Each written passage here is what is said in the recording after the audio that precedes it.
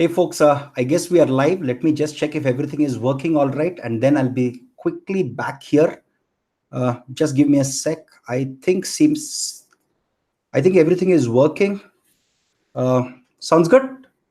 Am I audible, folks? Just wanted to check if everything is working all right. I hope I'm audible. I think I can hear myself also here, right here. Folks, I guess we are live.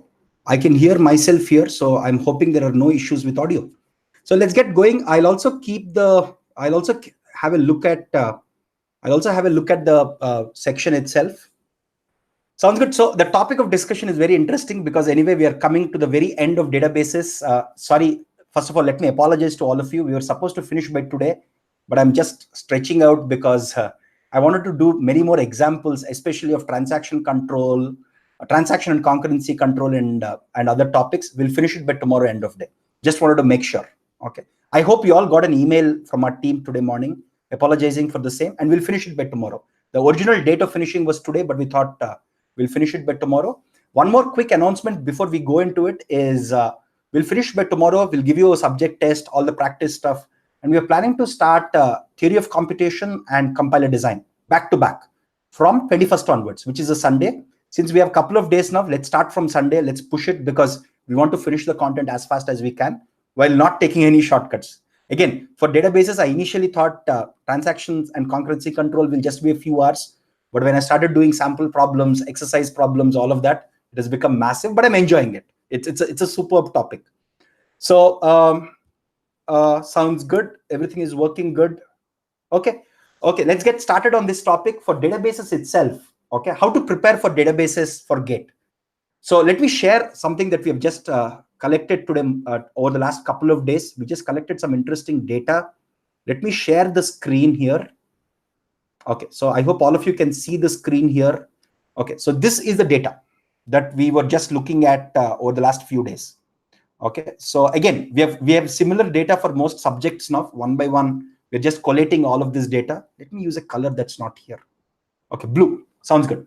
So here are the basic topics that we have, and we have started from 2019 paper onwards backwards. I hope all of you can see the screen, right? So let me just check if everybody can see the screen comfortably or not.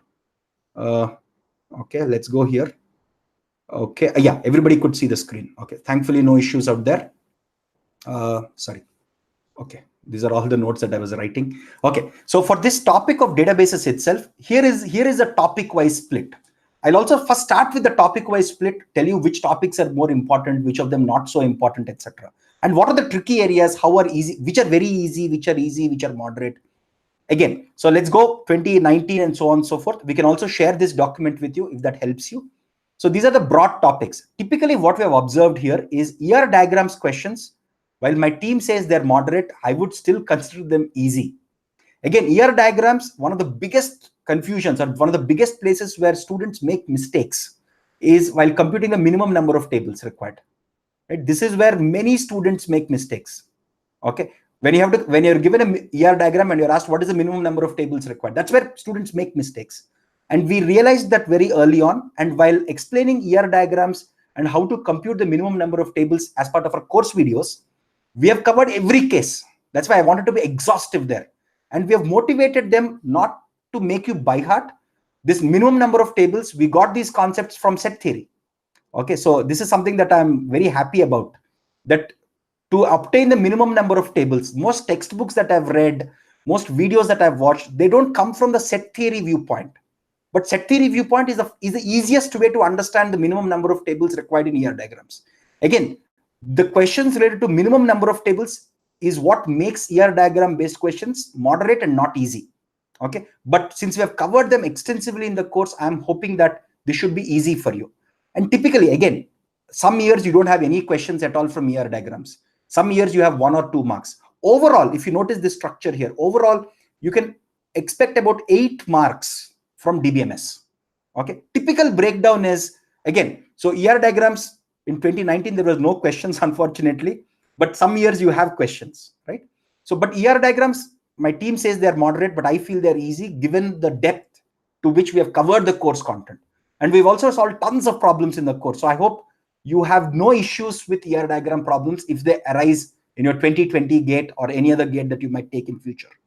Next, all the stuff with key constraints, right? All the stuff with key constraints, the basics of relational schema. Once in a while, you get some questions based on this. Not always, but they're fairly easy. If you just know definitions and basic concepts, right? If you know what is a foreign key, what is a primary key, what is a super key, what is a candidate key, simple definitions, you'll be able to score. Again, please understand that databases is a very, very scoring subject. There are only a couple of areas which can get tricky. I'll also tell you tips on how to solve those areas. Okay. So next comes relational algebra. You often encounter at least 2 marks from relational algebra, right? And relational algebra has all of your projections, your selections, your joins, outer joins, inner joins, all of them. Actually, relational algebra, if you go step by step, the good thing with relational algebra is it is very procedural, right? As we discussed in the course videos, which means it exactly tells you what operations to perform. So if you understand each of these component operations, look at this. If you understand what projection does, what a natural join does, what a outer join, left outer join, right outer join, what these operations do, these questions are actually easy. Okay. While my team says that they're moderate, there are some tricky questions, to be honest with you. There are, again, I would say they're not actually hard questions, but they're tricky questions that you might encounter from relational algebra, and you can typically expect 2 marks from relational algebra most of the years. Tuple relational calculus and domain relational calculus, once in a while you get a question, not always. Look at this. You got a question in 2017 in set 1, and for the other years. Again, this table is fairly extensive. This is not just stopping here. We have gone and collected data up to 2012. And we try to focus on the more recent years so that because the pattern most likely might repeat. Right? So if you look at SQL, again, a lot of people have concerns with SQL. That's why we have spent a lot of time on SQL itself. For SQL, the simple questions are straightforward. But you will often encounter, trust me, you'll often encounter nested queries. The beautiful thing about nested queries, if you think about it, is in Gate, you have multiple choice questions, right? Or fill in the blanks, right? You have multiple choice or fill in the blanks. You don't have to write the nested query yourself. To be honest with you, if somebody gave you a real world statement and said, okay, write the nested query, I won't give you any hints. I will not give you multiple choices to pick from. If you were to write the nested query on your own, that's way harder in practice, because I've done this. I've seen a lot of people, including software engineers at top companies like Amazon, struggle to write highly optimized and well-written nested queries. This is not trivial. Okay. So I've seen, if you have to write the nested query yourself, I can give you nested queries which are extremely hard, which will take you like 15-20 minutes to write a good nested query. But fortunately in Gate, you don't have to write the nested query yourself. You're given a multiple choice option or in the fill in the blanks. You just have to you have to find the right answer. That's it, which is way easier. That's why I've called it moderate and not hard.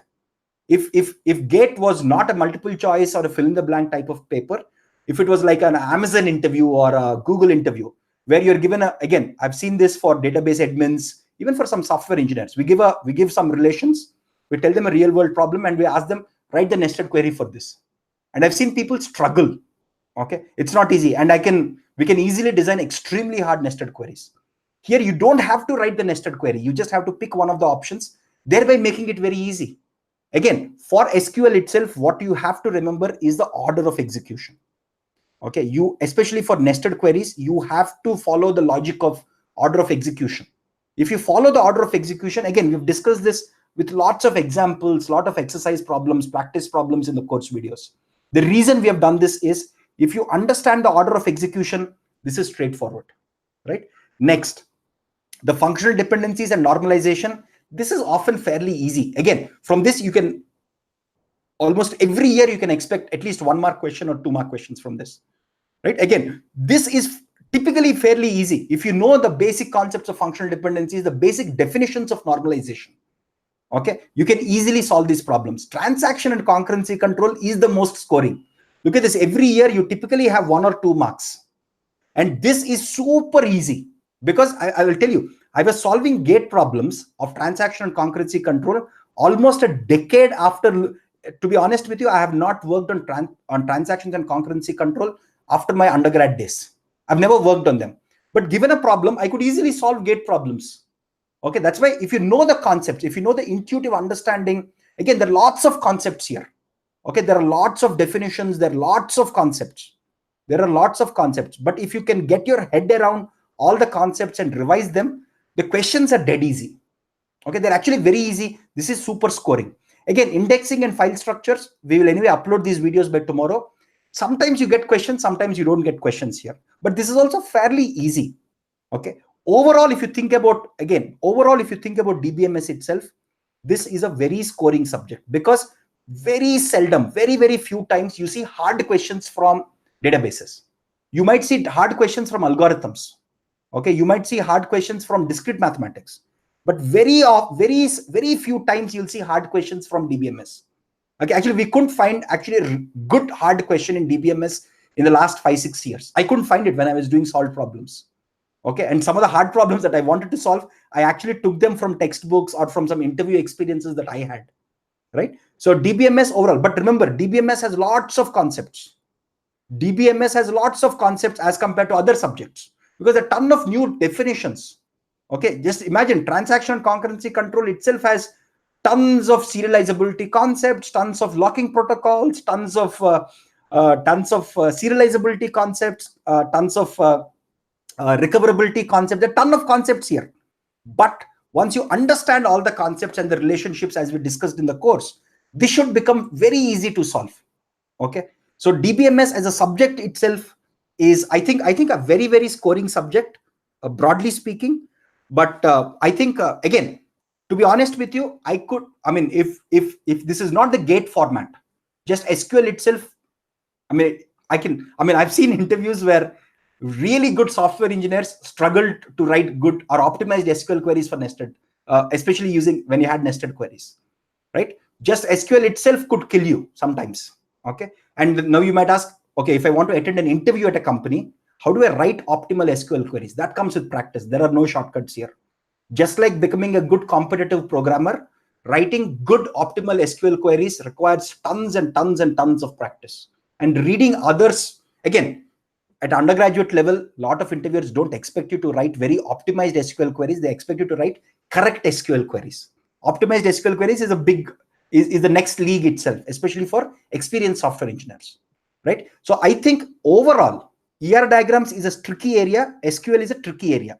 Rest everything is fairly straightforward. ER diagrams also, I hope the way we covered, especially with computing the minimum number of tables, would make ER diagrams problems easy if you encounter them in an exam. SQL itself, because of the multiple choice questions or fill in the blank pattern, they're fairly easy, right? And please, for heaven's sake, this is extremely scoring. It's very easy. Actually, I was looking at 2019, even the last 5-6 years papers. So what I've realized is, since we're anyway at the very end of databases itself, what I've realized is, if you just go through the course videos carefully, go through the solved problems and practice problems, you can literally score 8 out of 8. Again, one thing that I've noticed is in the last few years, the question papers have become easier. I'm being very fair here. I'm not saying in my days things used to be like this. No, to be honest with you, I wrote the exam in 2006 and 2007. 2007 is one of the easiest papers I could ever imagine in my life. I laughed at the question paper as a student. 2006 is one of the hardest papers. So I've seen both ends of the spectrum. What I've also seen here is in the recent 3-4 years that I've seen, the questions are easier, but they're also getting trickier, right? They're also getting trickier. So if you don't read the questions carefully and look at the options carefully, I know very good students in 2019, some of whom we mentored. They did very well in the mock test that we conducted for GATE 2019. They did very well because we gave a wide spectrum of questions, but in the exam they failed because they said, okay, the questions were easy. They started making a lot of trivial mistakes, because a lot of silly mistakes, because the questions were trickier.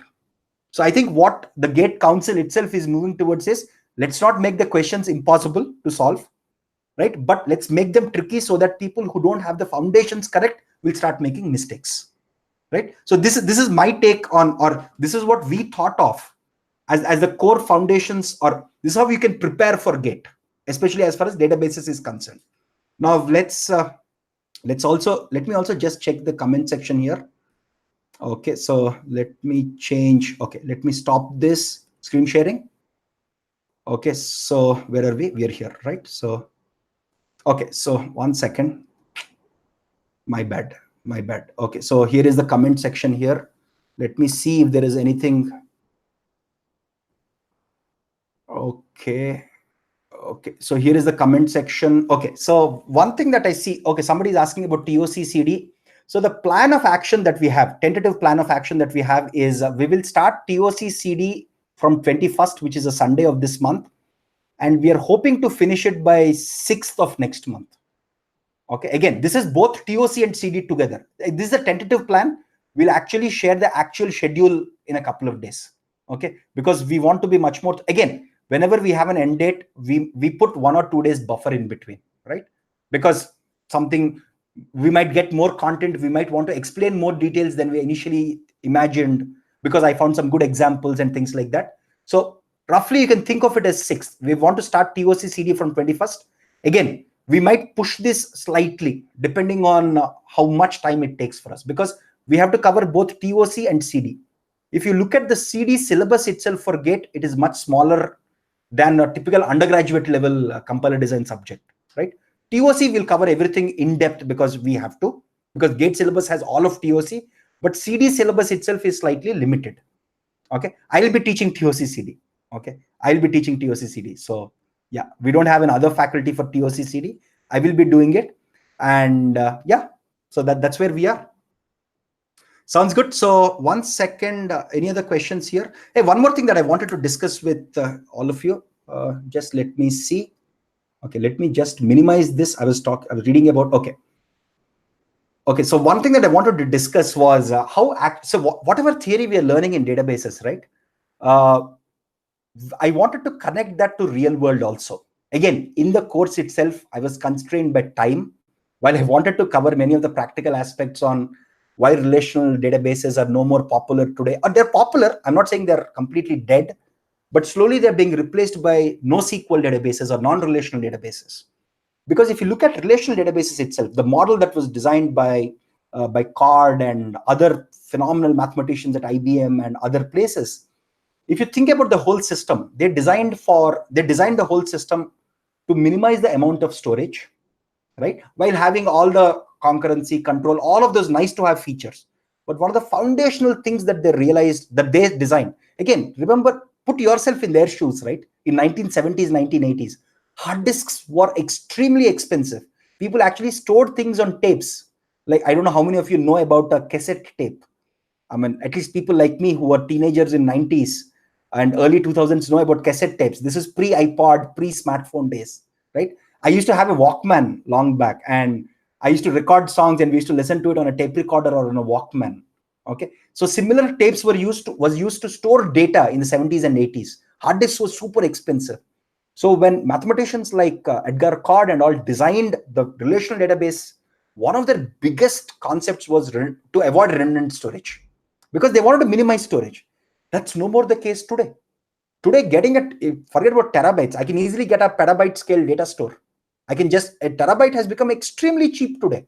I mean, consumer grade devices. I think my hard disk has a terabyte of external storage disk, I think from Samsung or someone, right? So consumers like you and me can buy external hard disks or even laptop grade super fast hard disks, which are 1 terabyte.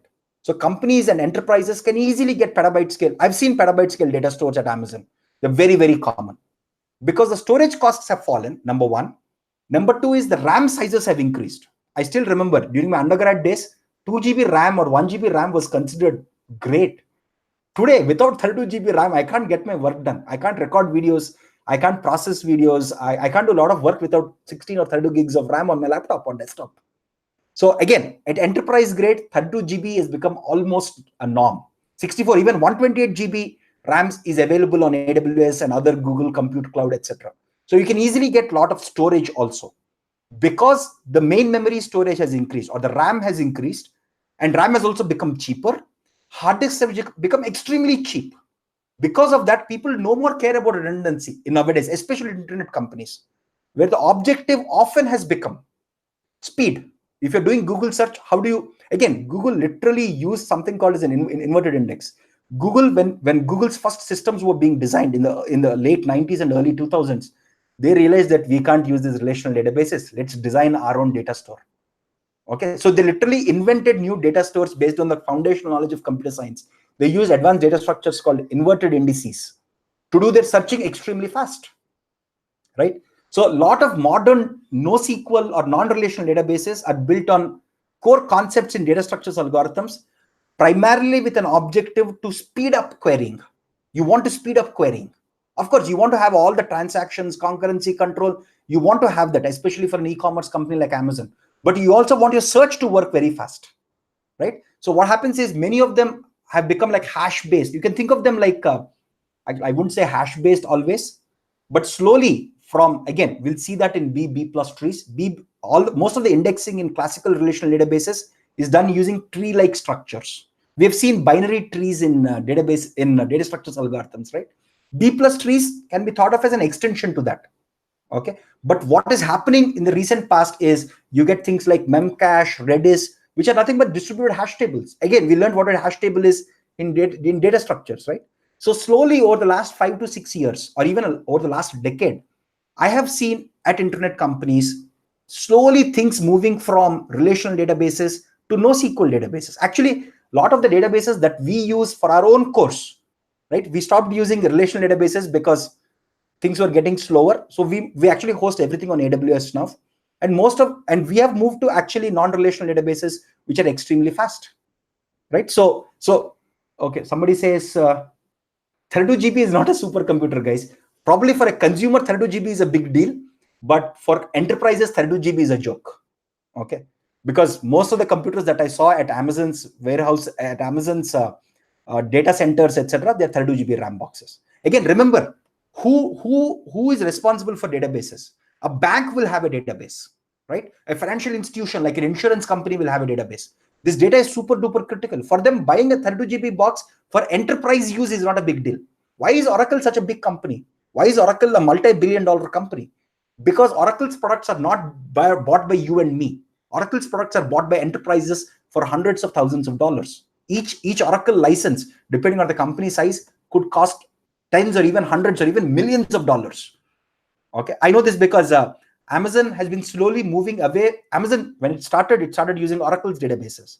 Slowly, Amazon has been moving away from Oracle's relational databases to its own AWS databases that it has built from scratch. And it is expected to save tens of millions of dollars by not using Oracle databases. Okay, even at applied AA course or applied gate course or any of the courses that we initially started off with relational databases like MySQL because it's very simple, but we have started moving. So again, I'm not saying whatever you're learning is useless in the real world. There is a place for everything. Don't think that relational databases are the only thing and they're magic, they'll solve every problem. No. For every algorithm, for everything, again, what you're at is an undergraduate level, right? Again, we don't expect you to know all of this. Again, I learned this in the industry. I didn't even learn this at Indian Institute of Science when I did my master's. I had no damn clue about NoSQL databases then. And they were just starting off then. Now NoSQL databases have become like a norm, right? And again, just be warned that whatever you're learning, it has applications, but it is not the end and all. There is a much bigger scheme of things. And the world is slowly, again, now the design choices that software architects or principal engineers perform is to pick the right database for the right task. Okay, if there is a place for relational database, let's use relational database. For example, if I want, let's say, bank transactions, transaction and concurrency control is super duper important. Some NoSQL databases don't give you transaction and concurrency control. So it's better to go with an Oracle database because this is bank data. Any mess up the customer will simply shout at you and he might even sue you legally, right? So for every type of database, there is a place and position in the market. Okay, sounds good. Yeah, so somebody is asking about the mock test series. We'll have 4 free mock tests for everyone preparing for GATE, and we'll have some more exclusive just for our students. Okay. SSD is not that costly. SSD prices are also coming down very fast.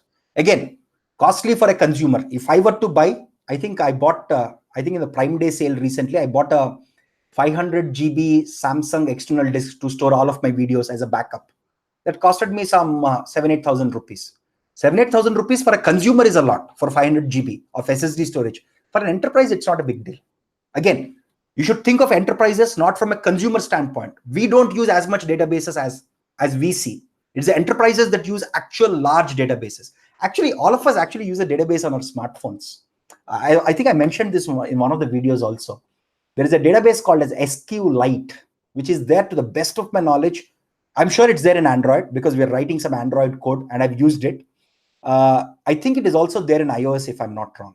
So SQLite is a very simple, lightweight database which stores your call logs, which stores your phone numbers, right? All of this data on your phone also is stored on a very simple database called a SQLite. So databases again comes in many shapes. From databases on mobile phones, there are also databases on embedded systems. Okay, those are called as embedded databases. There are very few of them.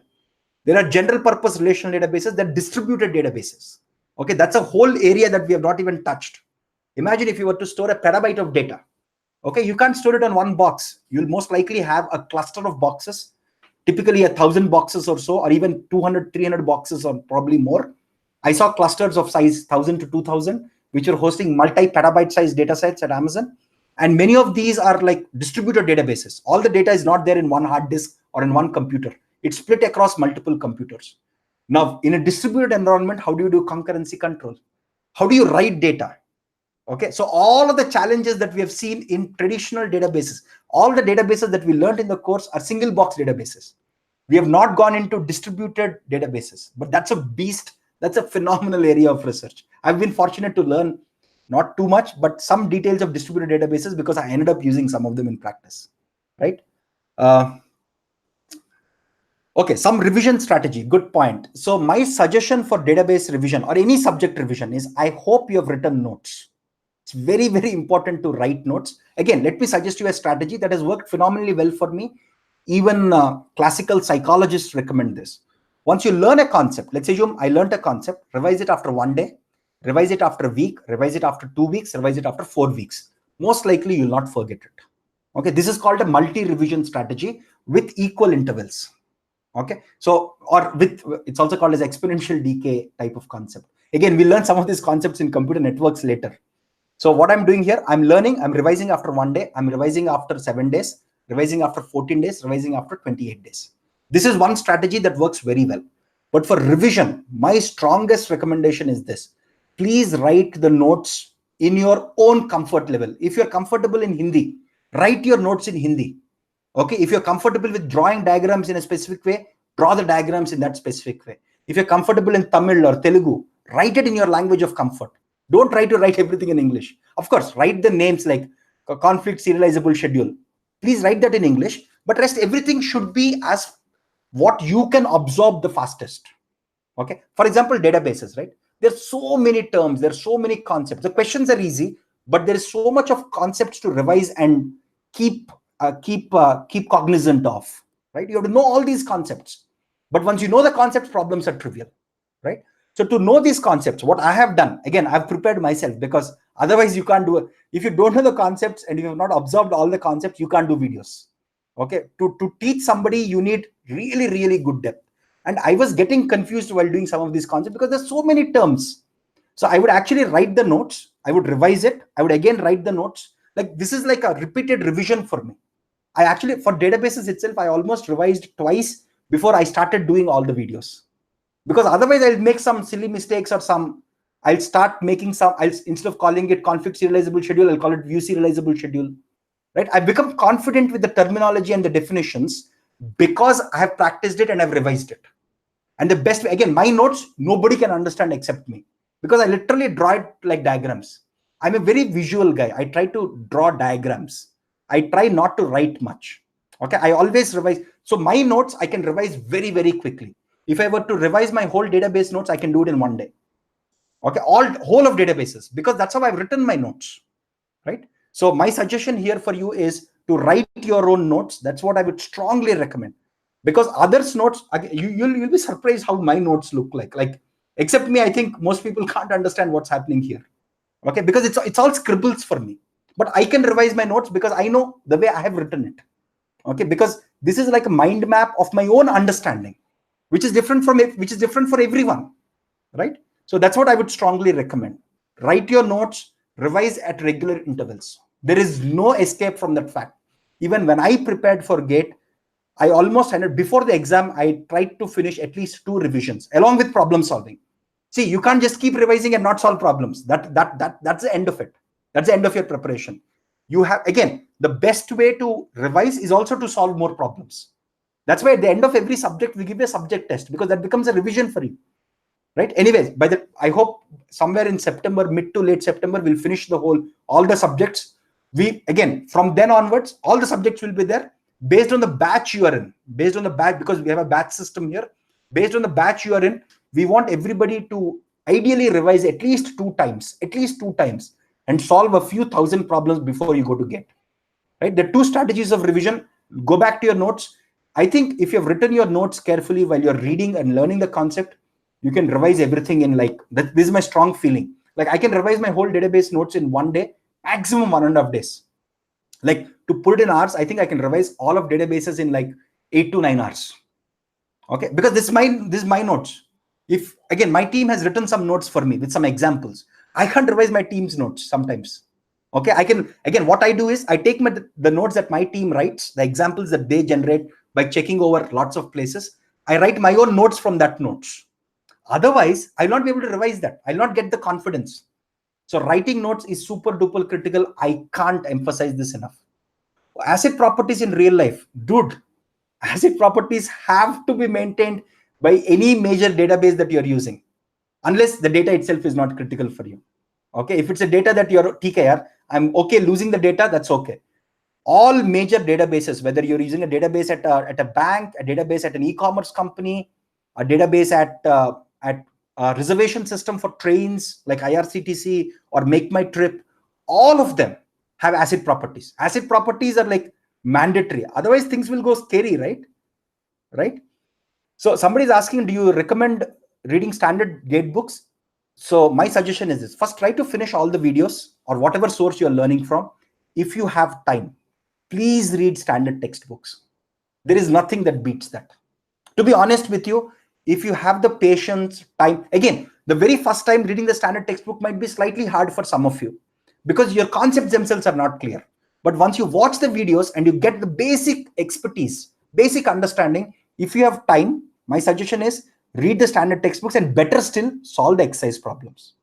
If I were to pick my strategy, I'll go through the videos, I'll solve all the problems given to me, all the exercise problems. If I still have time, I'll pick up one of the standard textbooks for databases like Raguramakrishna, like Navate, like Ullman. Very good books.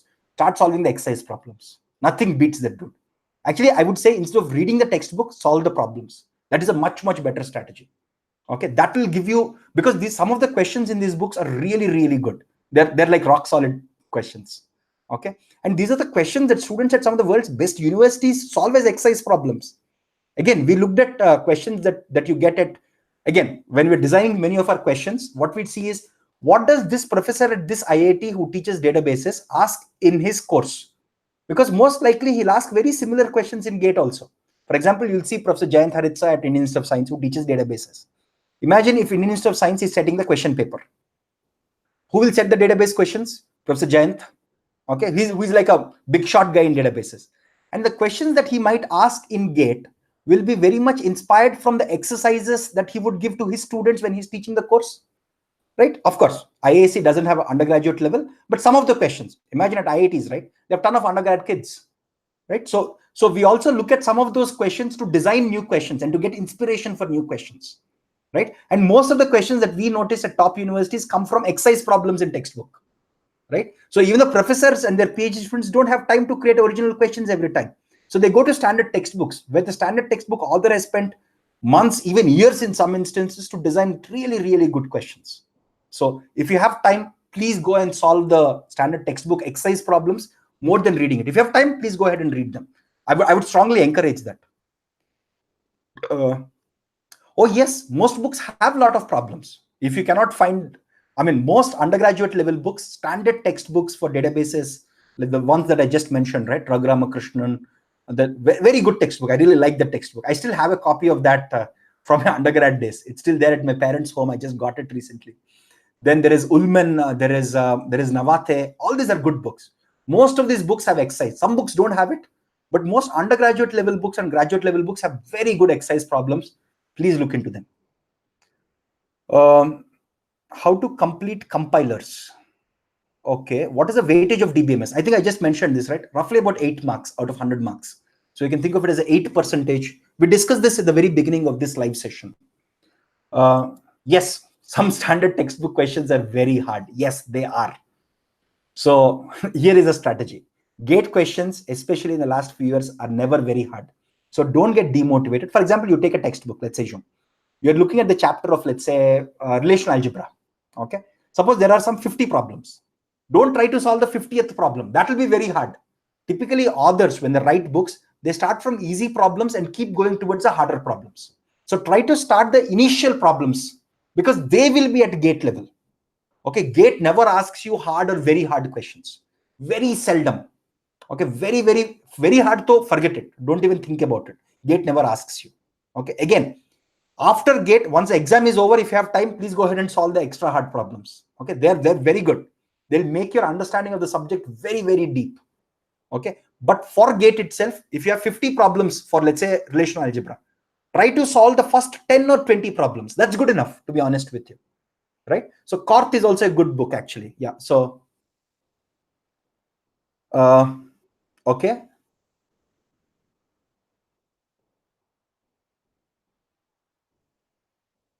So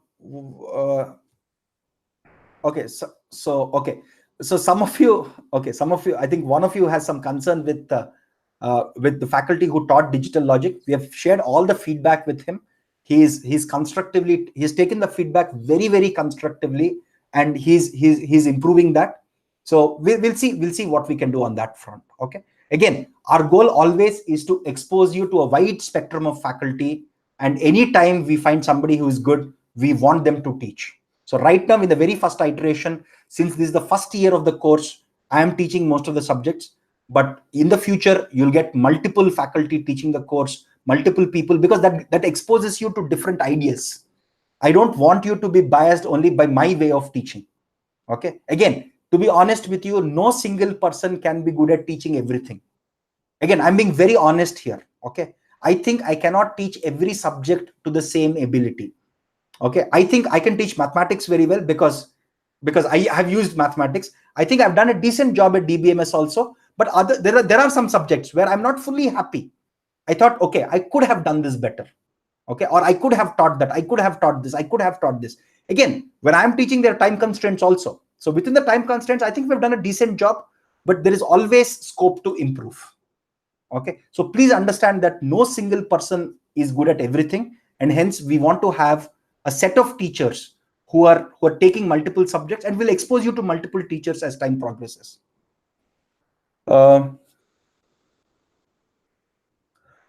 as far as gate notes is concerned, right? Try to write it in a very crisp fashion. For example, let me give you an example, right? Okay, the recent notes that I wrote was for. Okay, I think I wrote this notes a couple of days back. Okay, so I wrote notes for locking protocols. Okay, locking protocols in databases. I wrote all the locking protocols in literally 2 pages. 2 pages.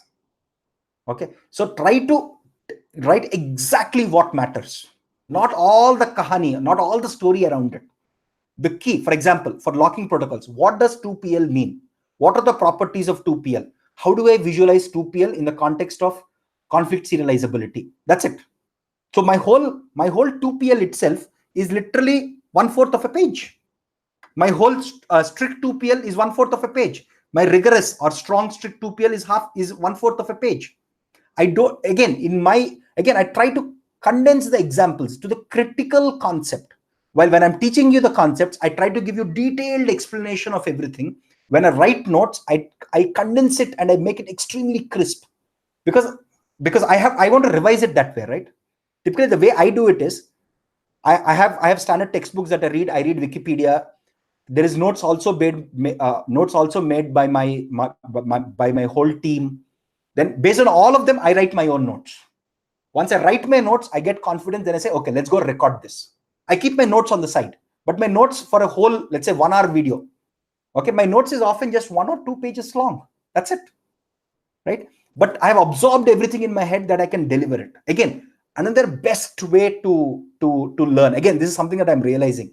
In my BTech, something funny used to happen, which is Again, I think many of you have encountered this during your own undergrad days. Before the exam, my friends would come to my home or I would go to their home and I will explain them all the concepts. That was a revision for me. So once you have learned all the concepts, take a notebook. Imagine you have a friend sitting next to you. Explain all the concepts to him. Wherever you get stuck, you don't know that concept well. You have to go back, read that, again explain. Because after explaining and recording the videos for you, I think I've become pretty good at these concepts. I mean, I'm wondering, like, okay, I mean, I'm very happy that I'm relearning some of these things. For example, some of the concepts, like I remember some of the protocols, but not all the protocols. For example, strict 2PL, I remember because it's used actually in the real world. But 2PL, I've forgotten some of the details. Like, for example, 2PL with lock migration or with lock upgradation. I've forgotten that because I've not used it in the industry, right? But the moment I write my notes, I remember everything. So what I do is I write my notes. I try to explain it on my notebook once to myself. Then I go for the video. So this is like 2 revisions for me, right? So explaining to somebody is the best form of revision. Wherever you get stuck, stop there. You don't know that concept. Go back, revise, come back and teach, right? So that's what I would strongly recommend. Okay, sounds good, folks. Hey, again, I think I've promised this to you also earlier. We're working on a forum. We're just getting delayed because we're optimizing on multiple fronts now. But we will get a forum for you ready as soon as possible, where we all can discuss. Again, one of the places where you can also discuss, please mind it, is the comment section under the videos itself. Suppose you're watching a video, you want to say something about that, or you want to understand a boundary case, anything, or you want to convey to your friends who are also watching that video, just write it down in the comment section. That's one place where we can get started immediately, but we'll have a forum as soon as possible. Okay. No, so optimization of SQL queries, I've never seen it being asked in Gate.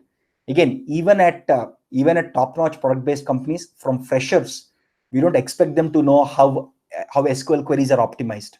That's something only that you learn with practice, that you learn as you become a senior engineer or at least a software engineer too, and things like that, right? So don't worry about it. That's, at least I've not seen that being asked as much in Gate. And whatever little bit of optimization that's asked in Gate, that's common sense. Okay, it doesn't go into like the internals. How like, for example, hash-based joins versus tree-based joins. So those internal concepts are typically not asked in Gate or even in product-based companies. So don't worry with that.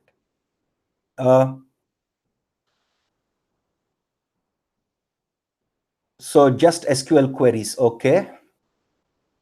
So for SQL queries, right, I'm seriously concerned. What is it that you feel hard? Because again, you are learning this. Probably my experience makes these problems easy for me. I really want to understand if there is some way that I can explain better SQL queries. Right now, what I've done, especially with the solved problems, again, that's why we solve, at least I think for SQL itself, I think we've solved some 20 problems or so, right? In the practice, in the solved problem sections. So the reason we have solved so many problems is because, and most of these problems are actually gate level problems. They're actually gate questions. Okay. The reason we solved so many questions, especially when I'm solving, let's say, last 10 years gate questions, right? Whether in your practice tests or whether in your solved problems, I did not find them to be very hard. Again, if you watch the course videos carefully, right, and the solved problems, given any complicated SQL query, I try to break it down into pieces. That's a very important skill. In Gate, you don't have to write SQL queries. You have to only verify what is the output of a SQL query or whether the SQL query outputs what has been asked, which is much easier than writing an SQL query from scratch, as I was telling you a while ago, right? So if there is something that I'm missing here, okay, please do let me know. And I'm always open to adding more content if I missed something, right? Please do help us improve the content, because I felt, especially when I'm solving the last 10 years of gate questions for SQL, I felt that whatever we have covered as part of the course and solved problems and practice problems is more than sufficient. Okay. Again, there are some solved problems that we solved which are hard, and that's by design. Intentionally, we gave some hard problems because we wanted to be exposed to slightly hard problems than Gate, so that you're prepared for the worst case. Okay, sounds good. Yes, so it is tricky. Mrinmoy, I agree that choosing the right answer for SQL is tricky, but I don't agree that it's hard. It is tricky. It's very confusing. Okay, even when I was solving some problems, I got confused. They're tricky, but they're not hard. So when a question is tricky, right, this is what I often do.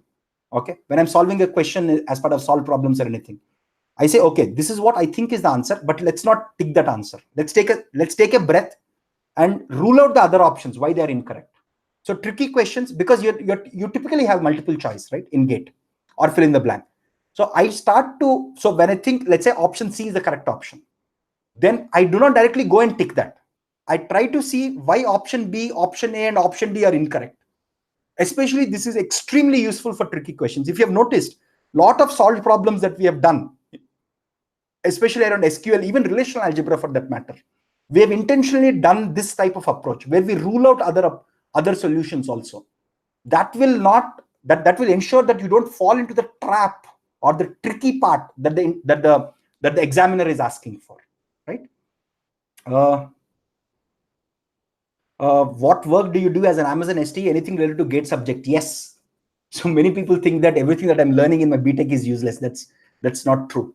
To be honest with you, I have used, I'll tell you what all subjects I've used, right? Again, probably I used more math subjects because I was a machine learning engineer and a machine learning scientist.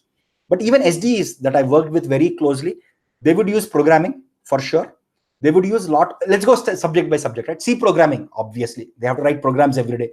Data structures, algorithms, they have to use it. The most popular data structure in the industry is a hash table. So you have to, especially hash tables, binary trees, they're very, very important. And the problem solving skills that you learn in data structures algorithms stay with you for a lifetime. Even today, I'm very comfortable with data structures and algorithms because I've used them so extensively, not just in machine learning, even for software design systems, right? So C, data structures, algorithms. Next, let's pick databases, obviously. I mean, I was as a machine learning scientist, even as an SDE, you interact with tons of databases. And oftentimes you have to optimize the query, which requires foundational understanding on how data structures, algorithms, programming, everything works, right? So that's super duper important. So please don't ignore that. What other? Computer networks. Okay, again, I'll tell you where I use computer networks. I started using distributed computing systems, okay, like Spark, Hadoop, etc. See, you can learn Spark and Hadoop at a very high level and not know what is happening inside. That will not help you design the right systems. So all the computer networks that I learned in college, I ended up using them when I was actually writing code on a distributed environment like Hadoop and Spark. So most of the subjects, I think compiler design, I've not used compiler design as much because I didn't write critical software as much, to be honest with you. There is only one place where I remember using concepts in compiler design and in computer organization very deeply, which is when we had to design an extremely low latency system. Okay, you would get a query, you have to answer within 2 milliseconds. Okay, at that point, we wrote code in C or C++, if I'm not wrong.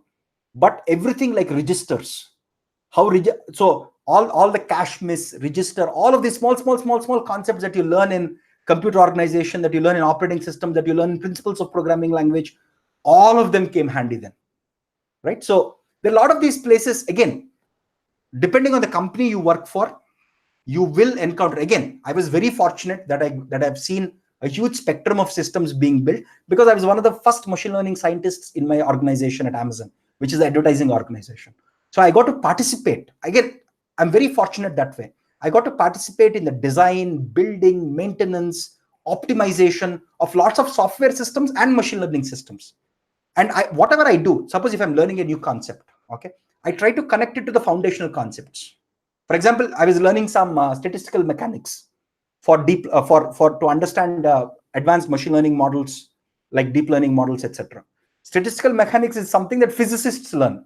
Okay, I was learning it a few weeks back when I got some time in between, right? So when I was learning statistical mechanics, I was trying to connect all the concepts in statistical mechanics to the basic probability and stats that I knew, because that's how I can actually make sense of what's happening, right?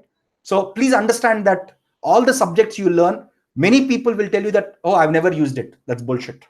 Sorry to use that word, but if you are smart enough, if you can connect the dots, I think every subject, I'll tell you, including digital logic circuits. So there was one instance where I was designing, this was a pet project, not a company project. I was building a simple IoT device just for fun. Okay, I got this device called ESP8266, which is a small chip. Again, this was a fun project. I think I did this maybe 3 years back. I got this chip called ESP8266, which has a Wi-Fi, which has a microcontroller, which has RAM, everything inbuilt. And I was trying to see if I can make this like my Google Assistant or Amazon Alexa. This was a fun project, a weekend project that I wanted to work on. Okay, because I wanted to get back to the hardware components, the microprocessors. There, I actually got a breadboard. I put in my 8266. I used all the control, all the typical things that we all learn of, right? So I actually built a nice prototype where I could talk to the ESP8266 and I could say, okay, Alexa, do this. It would actually connect to the Alexa service through API. Again, this was a pet project I wanted to do just for fun to understand how Alexa API works, how hardware integration happens. Like I wanted to explore new areas, right? And this was fun for me, to be honest, super fun. So if you end up becoming an embedded systems engineer, or if you end up becoming a hardware or IoT engineer, everything you're learning in digital logic circuits, computer organization, even operating systems to some extent, because there is a real-time operating system that you can install in some of these embedded computers, right? So there is a ton of scope. Again, it all depends on your creativity in how you connect the dots.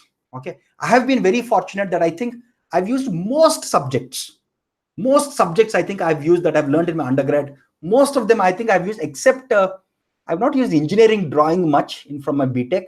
Oh no, probably I've used it in computer graphics here and there. What else?